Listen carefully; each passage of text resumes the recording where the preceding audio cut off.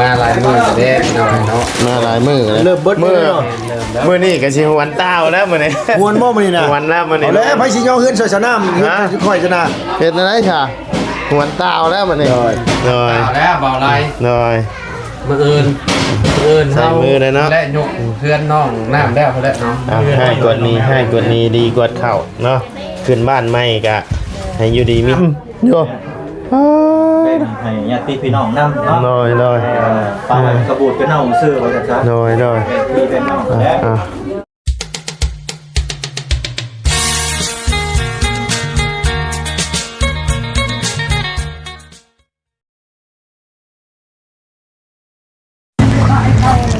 กับทักทายสบายดีนะพ่อแม่พี่น้อง FC เบิร์ดสุขุสุคนเนาะบ่ว่าสิอยู่ในและต่างประเทศกะยินดีต้อนรับเข้าสู่ช่องบ่ไลพาลุยคือเก่าพี่น้องเลยพบเจอกันมื้อนี้ก็อยู่ทางบ้านเฮือนของสาวมอนเพิ่นเนาะพี่น้องเลยมื้อนี้ก็ขึ้น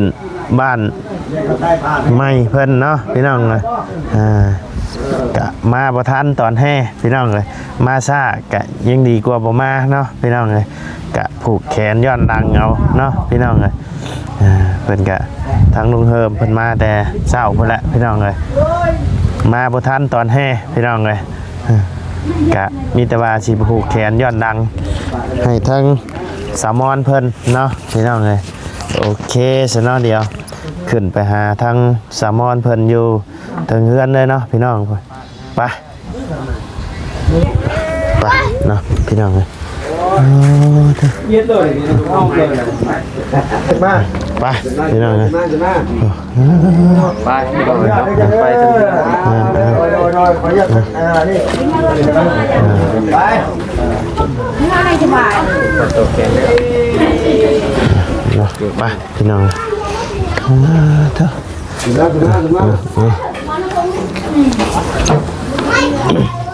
ขออนุญาตเด้อหนังเด้อเถอะ มาสบายดีเด้อลุงเด้อ คนมาบ่หลายบ่ได้คนเดียวเด้อ โอ้ ต้องขอเวลา บอกไล่บอก น้อยสบายดีเด้อทางแซลมอนเนาะอ๋อยังนี่ ลาบต้มไก่ นับไก่ต้มไก่ โอ้แซ่บขนาดบ่เลย แม่นบ่ มีชุดเลย เจ้าว่าไอ้ลงมือนี่ บ่แล้วข่อยลงสั่งมือ ลงเจ้าลงมือโดยสบายดี สบายดีสังวรโอ้เจ้าโคตรน้องพี่น้อง เจ้าโคตร เจ้าภาพ เจ้าภาพบ่อ๋อเจ้าภาพ บ่เจ้าภาพเจ้าโคตร มาได้ลงมือซิได้มา ผูกคอต่อแขนแล้วเบิดแหละเนาะ โดย โอ้พี่น้อง ลาบไก่ มาบ่ทันเนาะ ลาบหมู บ่เป็นหยังมาช้ายังดีกว่าบ่มาพี่น้องเลย มันเข่านี่แหละตัว โดย กับเข่าเรือลายนี่โดยเลย โอ้ โดยสบายดีนะ สบายดี บ่เป็นหยัง สาวมอน ข่อยถือถุงมาอยู่ ห่อเนาะ ห่อได้ หิวกัน แล้วนะโดย ก็ดีได้หิวเข่าไปได้ไง เอากินเถอะ ลุงมาแต่เช้าบ่ลุง แม่นไปเข้ามันได้เอ้ยได้แล้วได้บ่วงอ่ะโดย เข้าน้องป้อโต ลาบหมูนะครับหมูนี่ขออนุญาตมันแต่ว่านี่ก่อนเลยที่ให้มาทางสมอนอุ่นไว้เรือลายนี่อาจารย์ในน้ำมันเนาะ เดิ โดย คนมาบ่หลายบ่ นอยู่บ้านในคันเขาผ่าสูนแหละ อ๋อ ไปเขาจูแหน เราอัน คิดเราเยอะไปเนี่ยโดย เพิ่น คิดเป็นคนโมเดลมาผูกแคส โดย อันนี้ว่าแต่คนในบ้านเนี่ยบ่ได้ว่าบ้าน สองบ้านมันยังจอง สองบ้านบ้านนิงจ้องหลายคนเขานี่แหละเขาปลูกแหน โดย เราผูกแขนคือผูกแขนมันไปไปมันเคยมันอันแบบว่า โดย คือน้องวีกะเฮงนิดหน่อยแล้วนะอันนั้นก็เป็นพอพิธีเด้ เพื่อนน้องบี เป็นน้องวีก็คิดคือกัน ค่อยไปบ่พ่อเลย บ่มีคน อันนี้กันยังว่ายังใครยืนน้ำมันเนาะประมาณ30ปลาย โดยโอ้ก็โอ กับ เค เขา อยู่ คอยสร้างบ้านอ่ะ3 ล้านปลาย อ่า 13ล้านเลยเนาะ เอาแบบว่าหมูน่ะ10 โลไก่อีก10 โต น้อย โอ้โหโอ้กิน แบบให้เพิ่นเฮ็ดอยู่ห้านเลยบ่ แม่น อ๋อ แล้วก็ต้มไก่อีกนะมอนอีกขาไก่อีกบาดที่นี่ อ่า ใกล้กันซ้ำโตนี่แหละ ตามโต โดย ได้ ซ้ำสิกิน สามสิกินคอยว่าอยู่ มือเดียวเนี่ยได้สัมผัสยินเนาะ อ่า เดี๋ยวมื้อนี้แหละเดี๋ยวมีแหละ อื่นก็บ่มีแล้วเนาะ อีหลาน้อยนึงพึ่งแล้วว่าลายตาเราอ่ะ รายการกินอิ่มแล้ว เอามันลายเด้ น้อย เข้าทั้งต้มไก่ทั้งไก่มันนะลูกเนาะ โดย มันลายย่างเลยเพิ่นลายตาเพิ่นว่าหาเรื่องกินบ่ถึกเพิ่นว่าลายตาอ่า กินบะแตงกับกินน้ำหวานกับรายตานี่กินหลายอย่างกิน อ่า โดย มาอย่างเงี้ยเหรอ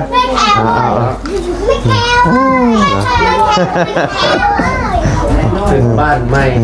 ใส่ยาเต็มไปหน่อยเนาะ น้อย เดี๋ยวก็มีมากล้วยต้นอ้อยต้นดอกฮัก ดอกหัก ใบพูดใบย่อ กล้วยใบพูดใบย่อเนาะ แบบประเพณีทั้งบ้านเท่าเลยเนาะ คือกันพี่น้องเนาะ บ่ตัวเดียวหามะพร้าวเป็นแช่งอยู่นี่ มือ นะ เนาะ ปล่อยเนาะเอาลงมือแล้วไม่เบาน้อยเบาไล่เบาจอน โดย เข้ากินข้าวก่อนบ่จะผูกแขนหรือว่าผูกแขนก็เป็นยังเนาะ ผูกแขนก่อนจึงกินก็ได้เนาะ มาค่อยๆมา เป็นประเพณีได้ต้องผูกแขนกันนะพี่น้องอ่า เขาได้ขอก่อนบ่ เบาไล่ ให้ทางอาจารย์นะให้ทางต้องอาจารย์นะนำหน้าพาทางอ่า ให้อาจารย์ หน่อยอาจารย์แล้ว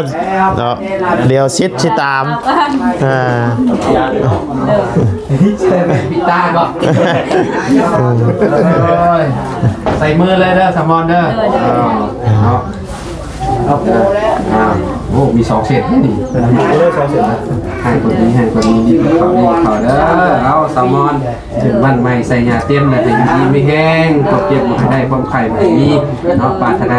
สิ่งใดก็ขอให้ได้สิ่งนั้นเด้อบัดนี้เด้อปรารถนาปรารถนาอันคงหักก็ได้ของเป็นได้คงหักได้บัดนี้เนาะ เลย เอาอยู่ดีไม่แห้งเด้อมันยืนเลยต่อได้เวลาจะนี่แหละพี่น้อง เลย ขอกินข้าวแต่เช้าพ่นขอได้หิวไว้ค่อยน่ะ เลย เนาะต่อน้อยบ่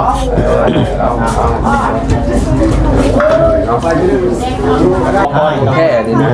นี่ก็ปวดเข่าเนาะไม่ให้ลังนี้ดีให้ลังเข่าเนาะปลายสนิทพอเห็นจะห่างจะมีเด้อไปเป็นเศรษฐีเห็นงานเป็นเจ้ามันจะเป็นเข่าไปซ้อลูก เจ้าไล่บ่เจ้าไล่บ่ดู เท่าเกิดโดนซื่อก่อน เกิดรถจะซื้อเนาะ เต้าเป็นพ่อเฒ่าแม่เฒ่าให้อยู่ดีมีแห้งนำกันอยู่ตลอดปลอดภัยตลอดชีวิตตาถูก ข่อยเชื่อจะเนาะข่อยบ่ได้ยอมอย่างตะกี้ข่อยยอมอย่างเดียววันนี้ข่อยยอมเจ้าหลายอย่างแล้วยอมเจ้าหลายอย่างแล้วใครบ่ได้ใครบ่จอนมาไปจะไปบ่มา จอนกันก็ได้ เรื่องตัวย่อยเลยทุกวันดาวอยู่ด้วยนี่ได้แบบนี้ อ๋อแต่เก่าข่อยก็ยอมแล้วเรื่องเดียวแต่เก่าน่ะชั่วโมงนี้ข่อยยอมแล้วหลายเรื่องแล้วเริ่มแบบว่าเริ่มไปเรื่อยๆไหลไปเรื่อยๆบัดนี้นะ โอ้ย ครับโอ้ยพอดโดยใช้กับยาวอีกแล้วพี่น้องเอ้ย ก่อนหน่อยเชียงรายเนาะธรรมดาพี่น้องเลยเนาะ จอนมีคนคำเว้ากันเนี่ย มิจิริคิดอยู่ในใจมุมอยู่สิ คิดอยู่ในใจ ได้ ให้กดนี้ให้ดีกว่ากันถึงมันใหม่ มิจิริ ก้อยเราแต่เรายังจำนี่ก้อยเฮงนักกว่านี้บ่ได้อีกเลยนะ รับมาไล่มาดิ โดย พี่น้องเอ้ย มา โดย พี่น้องเลยเนาะ อะไรรู้เลย บ่ได้มาดิพี่น้องบ่ได้อย่าให้เขาหลายลวกนะจังเขาเอิ้นไปที่ทุเรียนนะ เนาะใจเด้บาทนี่หากระโปรงพ่อบาทนี่ เป่าเป้แล้ววะ กระเป๋าแปรนะโอ้พี่น้องเลย มาลายมือจะได้พี่น้องเนาะ มาหลายมือเลย เริ่มเบิดมือ มือนี่ก็สิหวนเต้าแล้วมื้อนี้ มวนบ่มื้อนี้นะ หวนแล้วมื้อนี้ เอาแล้วไผสิย่อเฮือนใส่สนามค่อยชนะ เฮ็ดอะไรค่ะหวนเต้าแล้วมื้อนี้ โดย โดย เอาแล้วเบาไล่ โดย มืออื่น ใส่มือเลยเนาะ และยกเพื่อนน้องน้ำได้เขาแล้วเนาะ ให้กดนี้ดีกว่าเข้าเนาะขึ้นบ้านใหม่ก็ให้อยู่ดีมีแห้งอยู่เย็นเป็นสุขแล้วบัดนี้ ร่ำให้รวยบัดนี้น้อยเอาสาธุผู้พี่จำนี่แล้วกัน ไม่นึงอะไรอยู่เลยได้อยู่ ได้อยู่ว่ะ เลย เดินไล่ โอ้ชูว่าน้อยบ่ได้ได้ เลยโอ้เนาะ สมผลเป็นหมอพร ผู้สาวก็อย่ามาผูกแขนผู้เมาได้บ่เนาะสิเริ่มตาเมื่อได้มื้อนี้เนาะ แม่นดาววันกลับ เอามากินได้ข้าวนะกินได้ข้าวนะ มาสะดุ้งแม่ลุงเพิ่นหิวข้าวอยู่พี่น้องเลย มาลงมือลงกินกันอีกรอบนึง มาเด้อกินน้ำกันนะข้างนอกนะมาเด้อ มาเด้อ มาเด้อทางนั้นกินข้าวเด้อ กินแรกก็กินไม่ได้เด้อเฮ้ย กินไม่กินยังอาหารยังหลายกิน มาลงมือกินน้ำกันพี่น้อยเนาะ เลย หาตั้งคุณหาตั้งไว้ผูกกล้องนะ ตั้งกล้องมาเด้อพี่น้องเด้อ ตั้งกล้องบ่ แล้วเขาก็ปิดประตูที่เขามันสิสะท้อน บ่ได้อยู่ ได้บ่ โดย นะเจ้าภาพจงเจริญ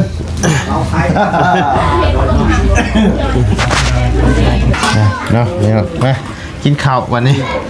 กินข้าวห่วงปลากินปลาห่วงแซลมอนแต่ก็ทิ้งงานบ้าน หน่อย กิน บางเนี่ยเอาหน่อยมอนตัวเนี้ยมาพี่เดี๋ยวมาหน่อยมาพี่ เลยบางกล้อง ได้อยู่ อ่ะมาพี่น้องบาลีเนาะ มา กินข้าวลำกันเด้อพี่น้องเด้อ เป็นน้องเป็นน้องเป็นนุ่ง แทงกันเป็นเก่าคือเดิมไปมาหาสู่เนาะมอน เอาห่วงผักเขาอยู่เนาะนี่ยังไงตัวไก่บ่ ต้มบ่ มื้อนี้มันหนาวเลยอ่ะเย็นแน่ มาเด้อพี่น้องเด้อกินข้าวน้ำกันเด้อ ว่ามื้อในน้ำแห้งใน มื้ออื่นสิหนาวบ่เจ้าฮู้ตรงหน้าเลย เมื่อวานนี่แล้วอ่ะ อ๋อ มือเนี่ย คือครัว เราขาดการไม่เขานอน กินข้าวเด้อ เอาครบเลย มาร่วมพบกันที่พวกอะไร ฮะ พบอยู่นอก ครบอยู่ไก่เหนียวบ่ ไก่3 สายพันธุ์ ไก่3 สายพันธุ์ ไก่เหนียวเนี่ยแม่น่ะไก่เหนียวเนาะ หน่อย ตัวหนึ่ง130,000นะ โอ้ เขาซื้อ10 ตัวล้านสาม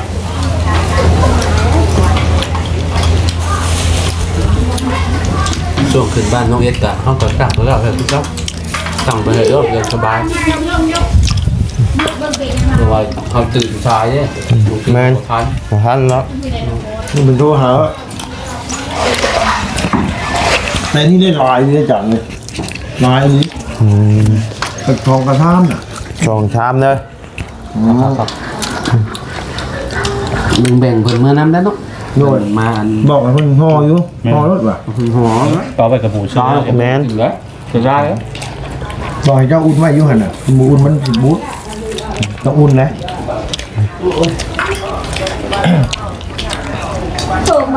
แซ่บอยู่เนาะแต่มันบอกเผ็ดเนาะ แม่นนะเขาอยากเพิ่มก็คือแบบตัดมาผิดเนาะ เป็นเฮ็ดเพื่อหลายคนเหมือนกัน เนาะตัวหลายคนขึ้นได้กับ โอ้ยตู้น้อยน้อยเนาะขยายมันเสียงดังน่ะจ้างรถได้ก็เด้อเนี่ยจะเปิดเครื่องเสียงให้เด้อ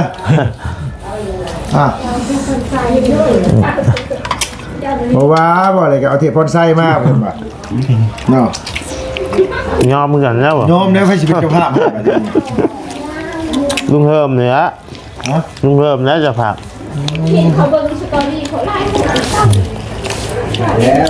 เขาบอกว่าได้ว่าคอยดูเลย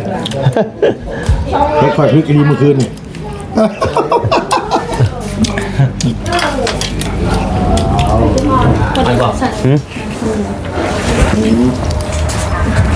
ข่อยโดดจากตึงๆแล้วข่อยกินเพอมาแหละ ซึ่งแล้วเขากินเผยมา ลุงอ่ะ เธอบางทีมา หน่อย อัดเสียงบอกอยู่เด้อว่าจะพ่อกินอย่างเด้อว่ะ ลุงบอกอ่ะทนบ่ได้ลุงเลย ต้นมาได้ลุกมากกว่าที่ลวกกับ เนาะ ละต้น เอาแช่เย็นได้บ่ครับ เพราะมันหนาวเลย อ๋อคือจีเย็นๆนะ นะเพราะมันหนาวเจออยู่เยอะมีตู้เย็น เย็นมันเลยมี แม่ก็เย็นมากสุดเลย เดี๋ยวรับจ้างเอาไปแทนแล้วก็ซื้อเอาตู้เย็นนะ โดย คอย5 ล้านเนี่ยมาใช้เงิน นะค่อยเป็นค่อยไปเนี่ยนะ เนาะ ก็คอยหาคอยเก็บคอยกำไปเดี๋ยวก็มี มีเพื่อนเนาะ โดย ได้คนอยากได้ไว้ก็เอาผัว อยากได้ไปเอาผัวหาช้อยเนาะ ห้าใช้ปัว ฮะ มีแหละห้าใช้ โอ้บ่อึดนะกันหาฮะ ใช่ในบ้านกิน บางต้องมาจอด ขอน้ำเนี่ย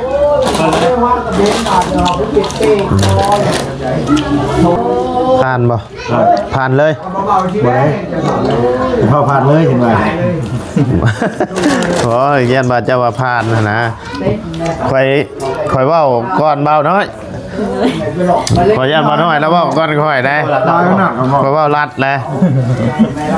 ค่อยเริ่มหู้ทันเลย แฟนกันดู ไรรุ่นลวด ทำความหลายนะ จะไปมูอยู่เมื่อคืน ครับ ไปอยู่ปะมาหน่อยไปเนาะ ไปกิน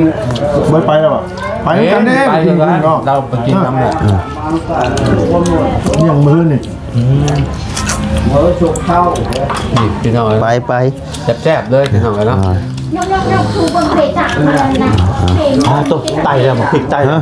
มันพลิกไตแล้วมัน มักพริกไตก็มียอมยาแล้วค่อย มันพลิกแล้วก็เผ็ดอยู่เนาะเผ็ดอยู่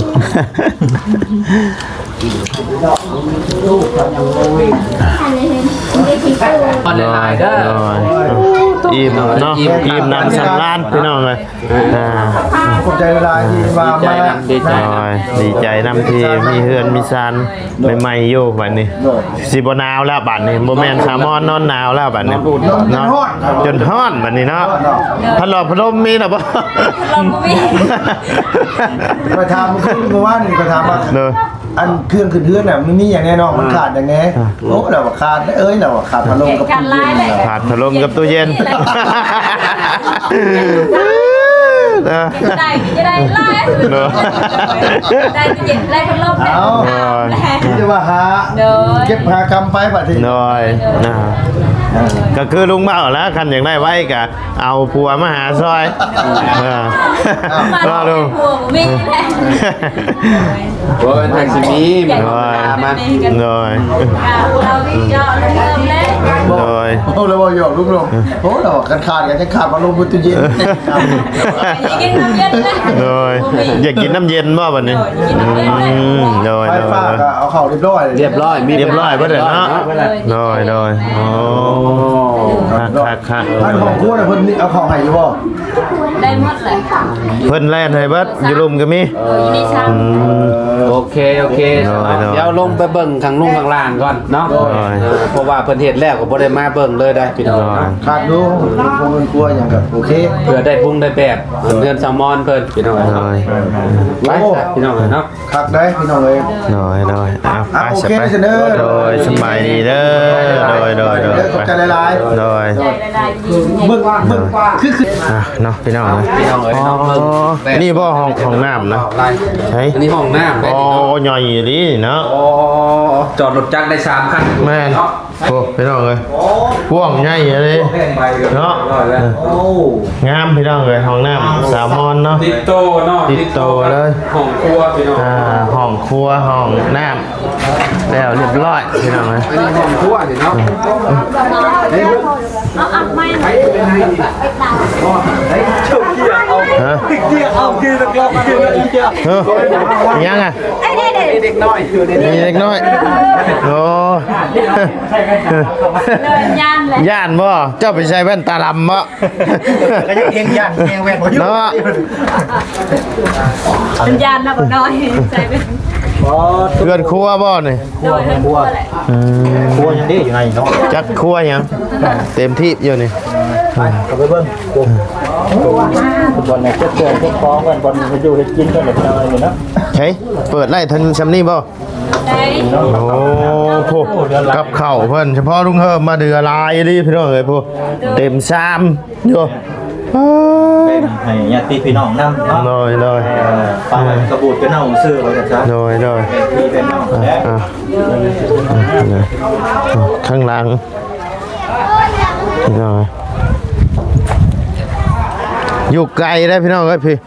ลุมห้องน้ำอยู่พี่ห้องน้ำแดนท่อมาโอ้คือว่าคักพี่น้องเลยเนาะเพื่อนสามอนเพิ่นเนาะตั้งสร้างเพิ่นเฮ็ดละเอียดงามดีพี่น้องเลยโอเคสำหรับพ่อแม่พี่น้องสำหรับคลิปนี้ก็มาแสดงความยินดีครับสามอนเพิ่นเนาะพี่น้องเลยขึ้นบ้านใหม่ใส่หญ้าเต็มเนาะพี่น้องเลยได้อยู่ล่ะบัดนี้พี่น้องมีเฮือนงามๆอยู่แหละทางสามอนเพิ่นกันเนาะกะขอบคุณทั้งผู้ใหญ่ใจดีเนาะที่ได้สดได้ซอยเข้ามาทางสามอนเพิ่นเนาะพี่น้องเลยก็เป็นทางลุงเฮิมเพิ่นพี่น้องเลยเป็นสะพานบุญให้ทางผู้ใหญ่เพิ่นเนาะพี่น้องเลยถือว่าทางผู้ใหญ่เพิ่นครับเจ้าเดียวเลยเนาะพี่น้องเลยจนเช็ดชิดพี่น้องเลยโอเคใช่เนาะพ่อแม่พี่น้องสำหรับคลิปนี้กับทั้งมาไล่ก็จะได้ขอจบคลิปลงไปเพียงสำนี้กันเด้อพี่น้องเด้อขอบคุณขอบคุณพ่อแม่พี่น้องและ FC เนาะที่เข้ามาติดตามรับชมเบิ่งคลิปโดยบ่ขามโฆษณาเนาะขอบคุณขอบคุณหลายๆสำหรับคลิปนี้ก็ไปแล้วพี่น้องสบายดี